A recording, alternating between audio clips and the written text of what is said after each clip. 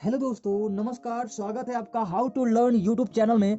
दोस्तों, इस वीडियो में हम जानेंगे 6 नंबर का एक क्वेश्चन। अगर आप कक्षा 10 में हैं, ठीक है, अगर आप हाई स्कूल में हैं या फिर आप इंटर में हैं, ठीक है, तो वहां पर आपको 6 नंबर कैसे आपको अपने पक्के करने हैं। अगर आपने यह वीडियो देख ली तो आपका जो 6 नंबर है वो कंफर्म हो जाएगा और यह 6 नंबर आपसे एग्जामिनर भी नहीं काट सकता, ठीक है।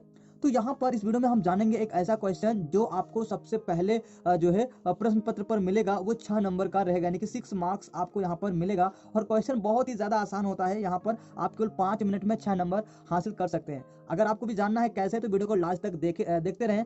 अगर अच्छी लगे तो दोस्तों के साथ भी शेयर जरूर करें। दोस्तों, यहाँ पर जो हमारा क्वेश्चन है ये कहा जाएगा कि निम्न गद्यांशों के नीचे दिए गए यानी कि लिखे प्रश्नों के उत्तर दीजिए। दोस्तों, यहाँ पर ये गद्यांश है, ठीक है हमारा। अब इस गद्यांश के नीचे कुछ प्रश्न दिए गए हैं जो कि कुछ इस प्रकार है, ठीक है। और इसी प्रश्नों के उत्तर जो है हमें देने होंगे। सबसे पहला जो प्रश्न होता है यानी कि आ नंबर, प्रस्तुत गद्यांश का संदर्भ तथा उसके लेखक और पाठ का नाम लिखिए। दोस्तों, यहाँ पर यह जो प्रश्न है इसमें आपका यह प्रश्न भी आ सकता है कि प्रस्तुत गद्यांश का संदर्भ लिखिए, यानी कि आपको यहाँ पर संदर्भ ही लिखना होता है, लेकिन संदर्भ में भी आपको लेखक का नाम और पाठ का नाम लिखना होता है। तो यह जो है क्वेश्चन में कहे या ना कहे आपको जरूर करना होता है, ठीक है। दूसरा जो क्वेश्चन है आपको कहा जाएगा रेखांकित अंश की व्याख्या कीजिए, यानी कि इसमें जो गद्यांश है हमारा, ठीक है, पूरा जो भी आप गद्यांश देख रहे हो, ठीक है, यहाँ से जो स्टार्ट है, ठीक है, और यहाँ तक जो गया है यह एक गद्यांश है। और इसमें यहाँ पर आप देख सकते हैं यहाँ से अंडरलाइन करने रेखांकित जो है रेखा यहाँ से स्टार्ट हुआ है और यहाँ तक आया है। और हमें क्या करना है कि इसी रेखांकित अंश की हमें क्या करनी है, व्याख्या करनी है, ठीक है। दोस्तों, व्याख्या कैसे करनी है, सारी जानकारी आपको इंपॉर्टेंट, मतलब यहाँ पर एक ऐसी ऐसी ट्रिक बताऊंगा कि आपको व्याख्या नहीं करनी, बस आपको एक ट्रिक अप्लाई करना है और यह व्याख्या ऑटोमेटिक हो जाएगी और आपका 6 नंबर यहाँ से मिल जाएगा। दोस्तों, यहाँ पर उसके बाद जो हमारा क्वेश्चन आता है 7 नंबर में, ठीक है। ये देखो 7 नंबर में आपको यहाँ पर 1 2 3 करके दिया हुआ है ना। यहाँ पर आपके क्वेश्चन में यानी कि आपके पेपर में यह जो है आपको एक एक करके भी आ सकता है, यानी कि आपको यहाँ पर 3 ही क्वेश्चन दिया जा सकता है, ठीक है। बट यहाँ पर मैंने एक इंपॉर्टेंट क्वेश्चन लिया है जो कि आपको बोर्ड एग्जाम में मतलब कई बार पूछा जा चुका है यह प्रश्न, ठीक है। चलिए, यहाँ पर जो प्रश्न लिखा, ईर्ष्यालु व्यक्ति दूसरों की निंदा क्या सोचकर करता है। दूसरा क्वेश्चन है दोस्तों, ईर्ष्या के साथ और कौन से अवगुण पनपते हैं। तीसरा क्वेश्चन है जो ईर्ष्यालु और निंदक का क्या संबंध होता है। अब दोस्तों, इन प्रश्नों का उत्तर कहां से मिलेगा, आपको कहीं पर नहीं जाना है। इन सारे प्रश्नों के उत्तर आपको इसी गद्यांश के नीचे यानी कि इसी गद्यांश में दिए रहते हैं और इसी गद्यांश में से ढूंढकर आपको इन प्रश्नों के उत्तर भी देने हैं। दोस्तों, कैसे प्रश्न के उत्तर मिलेंगे, सबसे पहले हम गद्यांश को ही पढ़ते हैं, उसके बाद हम यहाँ पर इसकी संदर्भ मतलब संदर्भ लिखेंगे, उसके बाद व्याख्या करेंगे, फिर यहाँ पर हम इनके यानी कि इनको जो है प्रश्नों का उत्तर देंगे, ठीक है। तो यहाँ पर सबसे पहले हम क्या करेंगे, इस गद्यांश को पढ़ेंगे अच्छे से, ठीक, जिससे कि हमें यह पता चल सके कि यानी कि ये जो हमारे हिंदी में मतलब किस पार्ट से नहीं गद्य खंड के किस पार्ट से लिया गया है और उस पार्ट के लेखक कौन है, ठीक है। जैसे यहाँ पर लिखा है, ईर्ष्या की बेटी यानी कि ईर्ष्या की बड़ी बेटी का नाम निंदा है। जो व्यक्ति ईर्ष्यालु होता है वही बुरे किस्म का निंदक भी होता है। दूसरों की निंदा वह इसलिए करता है कि इस प्रकार दूसरे लोग जनता अथवा मित्रों की आंखों से गिर जाएंगे और जो स्थान रिक्त होगा उस मैं अनायास ही बैठा दिया जाऊंगा, ठीक है। यानी कि दोस्तों, यहाँ पर जो है एक ईर्ष्यालु और निंदक के बीच में मतलब क्या होता है, ईर्ष्या मतलब ईर्ष्या करने वाला व्यक्ति क्या सोचकर दूसरों की जो है ईर्ष्या करता है, दूसरों की निंदा करता है, उसके बारे में यहाँ पर बताया गया है। तो यहाँ पर हमें याद आ चुका है, ठीक है, हमने पढ़ा ईर्ष्या तू ना गई मेरे मन से, ठीक है। यहाँ पर इस पाठ का नाम है, ठीक है। अगर हमने यहाँ पर ईर्ष्या पढ़ा तो हमें पाठ का नाम याद पता चल चुका है, यानी कि हमारा 1 नंबर फाइनल हो गया, ठीक है। पाठ का नाम से 1 नंबर फाइनल हो गया।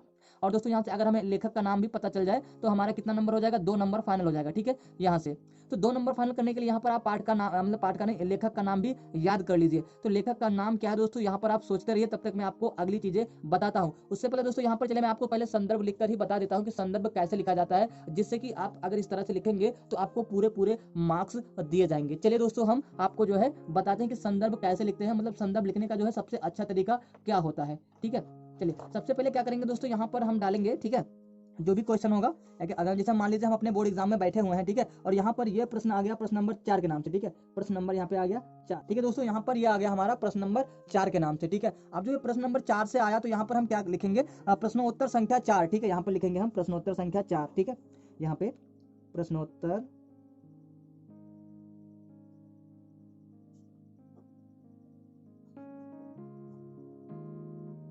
दोस्तों, यहाँ पर हमने लिख दिया है प्रश्नोत्तर संख्या 4। अब हमें क्या करना है, अब हमें हेडिंग डालना है संदर्भ, यानी कि प्रश्नोत्तर संख्या 4 में से हम कौन सा संख्या यानी कि कौन सा यहाँ पर जो है करने वाले हैं, ठीक है। तो यहाँ पर आ है प्रस्तुत गद्यांश का संदर्भ लिखना है, ठीक है। तो यहाँ पर आ हम डालेंगे, ठीक है। यहाँ पर डालेंगे क्या, आ, और यहाँ पर लिखेंगे क्या दोस्तों, संदर्भ, ठीक है।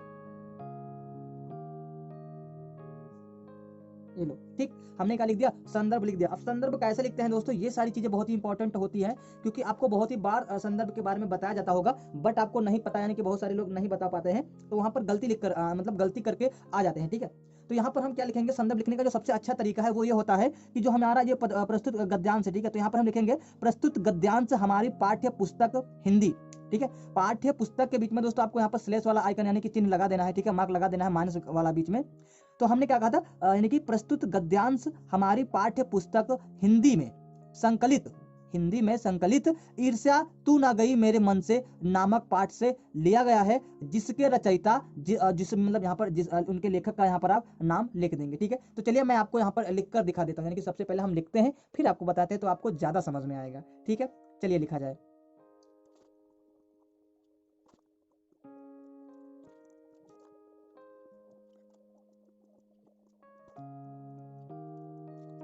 तो जैसा कि दोस्तों यहाँ पर आप देख सकते हैं, हमने यहाँ पर संदर्भ लिख लिया। दोस्तों यहाँ पर हमने किसी का संदर्भ कॉपी नहीं किया है, ना ही ये किसी गाइड का कॉपी है, ठीक है। यहाँ पर जो चीज़ें मैंने पढ़ी है, ठीक है, जो मेरे टीचरों ने मुझे पढ़ाई है और जो जहाँ तक मैंने अनुभव किया है, ठीक है, जो है यह गद्य मतलब यहाँ पर जो संदर्भ होता है वो बिल्कुल इसी तरह लिखा जाता है, ठीक है। वैसे आप यहाँ पर बहुत सारे गाइडों में देखे होंगे, तो वहाँ पर आपको अलग अलग जो है देखने को मिलता होगा, बट यहाँ पर जो मतलब यहाँ पर जो सही तरीका होता है, ठीक है, यहाँ पर यह चीज़ होता है, क्योंकि यहाँ पर मैंने अपने सर जी से पूछा था, जो आप मतलब यहाँ पर जिन्होंने मतलब बोर्ड एग्जामों की कॉपियां चेक की हैं, ठीक है, बहुत सालों से वो चेक भी करते आए हैं, तो उन्होंने मुझे बताया था कि कैसे लिखा जाता है, ठीक है।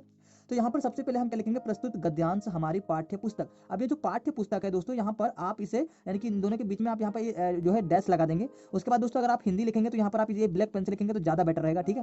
तो प्रस्तुत गद्यांश हमारी पाठ्य पुस्तक है हिंदी के गद्य खंड। दोस्तों यहाँ पर गद्य खंड से लिया गया तो यहाँ पर हम लिखेंगे गद्य खंड, अगर पद्य खंड से लिया गया होगा तो यहाँ से हम पद्य खंड लिख लेंगे।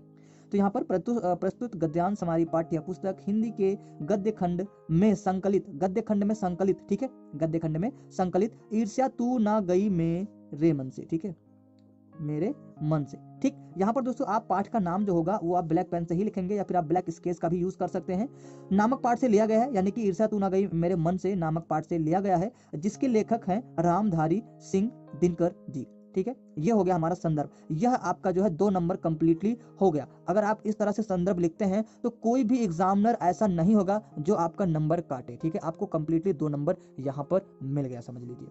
अब दोस्तों यहाँ पर कहा गया है कि रेखांकित अंशों की व्याख्या कीजिए, तो यहाँ पर हम हेडिंग डाल देंगे व्याख्या, ठीक है। दोस्तों हेडिंग में क्या डालेंगे, हम व्याख्या हेडिंग डालेंगे, ठीक है गाइस। तो चलिए हम लोग व्याख्या हेडिंग डाल लेते हैं। जो व्याख्या करना है दोस्तों, अगर आपको व्याख्या करनी नहीं आता है, ठीक है, तो यहाँ पर मैं आपको एक ट्रिक बता रहा हूँ, उसी ट्रिक का आप यूज करेंगे तो आपको यहाँ पर व्याख्या करना भी आ जाएगा, ठीक है गाइस। चलिए देखिए दोस्तों, यहाँ पर सबसे पहले हमें क्या करना है, हमें यहाँ पर इसे गद्यांश को पढ़ना है कि गद्यांश हमारा क्या कहता है। इसको पढ़कर पहले समझना है कि गद्यांश में क्या दिया गया है। सबसे पहले ईर्ष्या की बड़ी बेटी का नाम निंदा है, यानी कि दोस्तों यहाँ पर जो लेखक हैं रामधारी सिंह दिनकर जी कह रहे हैं कि जो ईर्ष्या की बड़ी बेटी है उसका नाम क्या है, निंदा है। तो यहाँ पर आप जो है इतनी की अगर आप व्याख्या करना चाहें तो यहाँ पर आप कह सकते हैं कि जो है मतलब लेखक के अनुसार ईर्ष्या की बड़ी बेटी का नाम निंदा होता है, ठीक है। जो व्यक्ति ईर्ष्यालु होता है वही बुरे किस्म का निंदक भी होता है, यानी कि लेखक के अनुसार जिस व्यक्ति में ईर्ष्या होगी वह व्यक्ति के अंदर निंदा भी कूट कूट कर भरी होगी, है ना।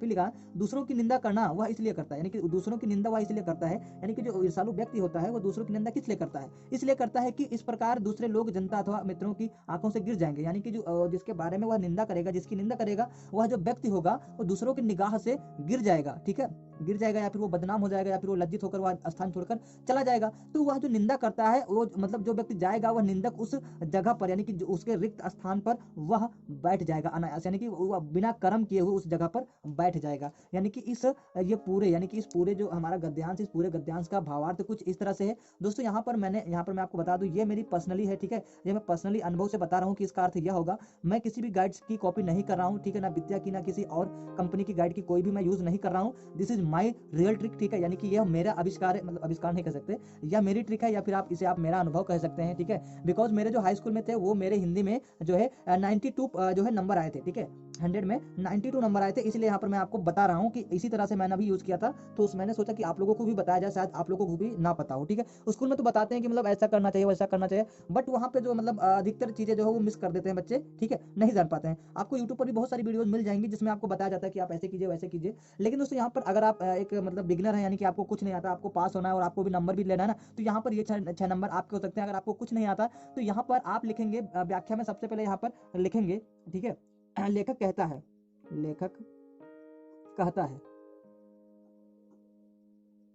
कि दोस्तों यहाँ पर अगर आपको कुछ नहीं आता तो यहाँ पर आप ये लिखेंगे लेखक कहता है, ठीक है, कि उसके बाद आप यही वाला छाप दीजिए पूरा, ठीक है, यानी कि जहाँ तक अंडरलाइन है आपको वही चीज़ों की व्याख्या करनी है। अगर अंडरलाइन नहीं है तो नहीं करनी है। तो हमारे जो पूरा गद्यांश है उसमें सभी में अंडरलाइन कर दी गई है ना, तो हम सभी की व्याख्या कर देंगे। यहाँ पर ऐसा आपके सामने नहीं होगा, ठीक है, ऐसा बहुत कम ही बार होता है जिसमें आपको सभी यानी कि सभी सेंटेंसों पर अंडरलाइन मिले, ठीक। तो यहाँ पर आप ये ध्यान दीजिएगा जितने की अंडरलाइन होगी उतने की व्याख्या करनी है, ठीक है। तो चलो यार सबसे पहले मैं व्याख्या ही कर लेता हूँ, उसके बाद में आपको आगे वाली चीजें बताता हूँ, ठीक है। गाइस यार यहाँ पर आपने देखा मैंने जो है इसकी व्याख्या कर रखी है, यानी कि कर दिया है, अभी हमने किया है, ठीक है, अभी हमने लिखा है। उसके बाद चलिए मैं आपको बताता हूँ कि हमने कैसे किया है।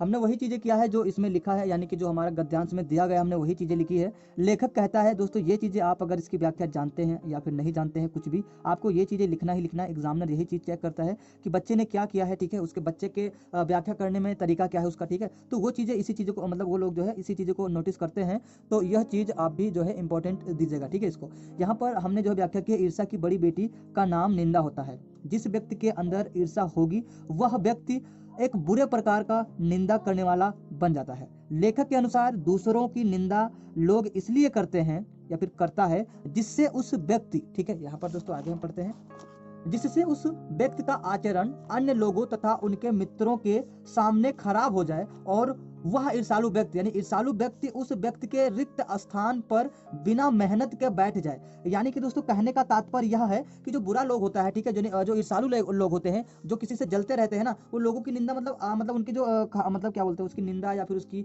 जो है, ठीक है, बदनामी मतलब एक दूसरे को बताते रहते हैं, जिससे क्या होगा कि मतलब सामने वाला या फिर उसके दोस्त के सामने उसका जो है मतलब ईर्ष्या यानी कि उसका जो आचरण है वो खराब हो जाए, वह अपने दोस्तों की नजरों में गिर जाए। तो वह व्यक्ति यानी कि जो जिसकी जो है ईर्ष्या की जाती है, वह व्यक्ति का स्थान यानी कि जिस स्थान पर वो होता है वह स्थान रिक्त हो जाता है। तो वह सोचता है, यानी कि लेखक के अनुसार वो ईर्ष्यालु व्यक्ति उस स्थान पर बिना मेहनत के जाकर बैठ जाता है, ठीक है। यानी कहने का तात्पर्य जो है रामधारी सिंह दिनकर जी का यही है। अब दोस्तों हम क्या करते हैं, हमें क्या करना है, हमें अब उत्तर देना है, ठीक है।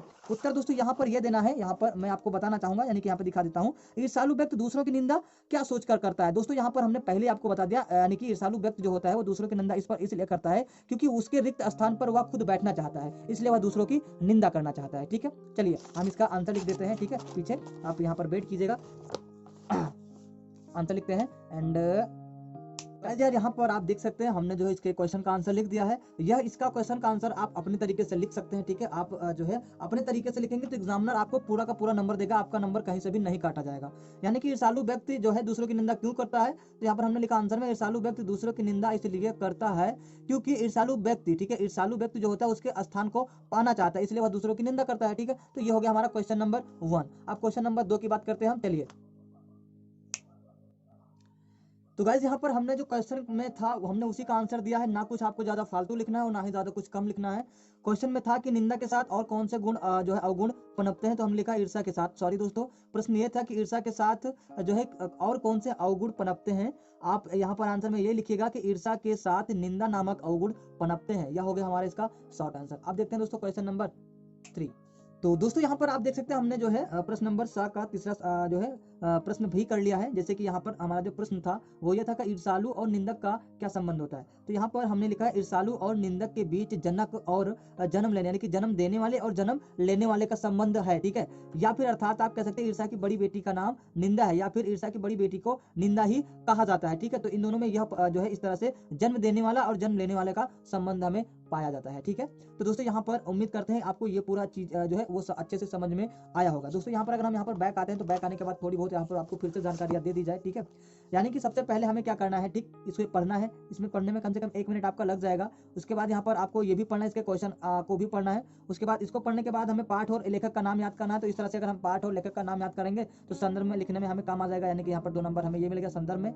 व्याख्या करने में हमने कुछ नहीं कहा, बस यहाँ पर आपको लिखना है लेखक कहता है कि, या लेखक कहना चाहता है कि, या फिर आप जो है लेखक का नाम ही लिख सकते हैं। यहाँ पर आप लिख सकते थे जो है रामधारी सिंह दिनकर जी कहना चाहते हैं कि, या फिर कहते हैं कि, है ना, इस तरह से आप लिख सकते हैं। उसके बाद यहाँ पर जो भी था वही चीज़ यहाँ पर अगर आप सेम टू सेम उतार देंगे, यानी कि अपने भाषा में इसे लिख देंगे, तो अभी आपको जो एग्जामिनर पूरा नंबर दे देगा, ठीक है गाइस। यहाँ पर आते हैं हम, अगर पीछे के पेज में आते हैं तो हमने क्या कहा, यानी कि इसका व्याख्या यहाँ तक किया है, ठीक है। व्याख्या हमने पहले बता दी आपको, तो अगर आपने नहीं देखी यानी मतलब अगर आप स्किप कर रहे हैं तो आप पीछे जाकर उसे जो है कंटिन्यू देख सकते हैं, ठीक। हमने पहला प्रश्न किया, पहला जो प्रश्न था हमारा, ठीक है, ईर्ष्यालु व्यक्ति दूसरों की निंदा किस लिए करता है, ठीक। तो हमने क्या कहा, जो है ईर्ष्यालु जो व्यक्ति होता है वो दूसरों की निंदा जो है ईर्ष्यालु उसके स्थान को प्राप्त करने के लिए करता है, यानी कि जो भी उस वह बंदा है या किसी की जब वो बदनामी करेगा, बेइज्जती करेगा, निंदा करेगा, तो वो वहां से हट जाएगा, तो वह जगह जो है उसके लिए प्राप्त, यानी उसके लिए खाली हो जाएगी जिस जगह पर वह बैठा था, है ना, तो इसलिए वो करता है। दूसरा जो हमारा क्वेश्चन है, ईर्ष्या के साथ निंदा नामक अवगुण होते हैं, यानी कि वो दूसरा जो प्रश्न था वो था कि ईर्ष्या के साथ कौन सा अवगुण पैदा होता है, यानी पनपते हैं, है ना, या पैदा होते हैं। तो यहाँ पर आप लिख सकते हैं ईर्ष्या के साथ निंदा नामक अवगुण पनपते हैं, ठीक। फिर ईर्ष्यालु और निंदक के बीच का क्या संबंध है, तो यहाँ पर हमने पहले भी आपको बता दिया कि ईर्ष्यालु और निंदक के बीच में जन्म देने वाला और जन्म लेने वाले का संबंध है ना, या फिर अगर हम सिंपल भाषा में कहें तो ईर्ष्या की बड़ी बेटी का नाम निंदा ही है। तो दोस्तों उम्मीद करते हैं कि आप लोग ने जो है आप लोगों ने ये वीडियो जो है मतलब पूरे अच्छे से एंजॉय किया हो, ठीक है। तो यहाँ पर आपसे एक रिक्वेस्ट है, ठीक है, कि वीडियो को आप लाइक कर दीजिए, चैनल को सब्सक्राइब करके घंटे को दबा दीजिए। अगर दोस्तों आपको यहाँ पर वीडियो थोड़ी सी भी अच्छी या फिर नॉलेजफुल लगी हो तो यहाँ पर वीडियो को लाइक कर दीजिए, ठीक है। लाइक करके यहाँ पर दोस्तों आप सब्सक्राइब भी कर दीजिए वीडियो को, ठीक है। और सब्सक्राइब करने के बाद घंटे को भी यहाँ पर आप दबा लेंगे इसे, ठीक है। यहाँ पर घंटे को आप क्या करेंगे, दबा लेंगे, ठीक। जब भी इससे होगा क्या कि जब भी मैं कोई भी वीडियो डालूंगा उसकी नोटिफिकेशन आपको जाएगी और आप उस वीडियो को सबसे पहले वॉच कर सकते हैं।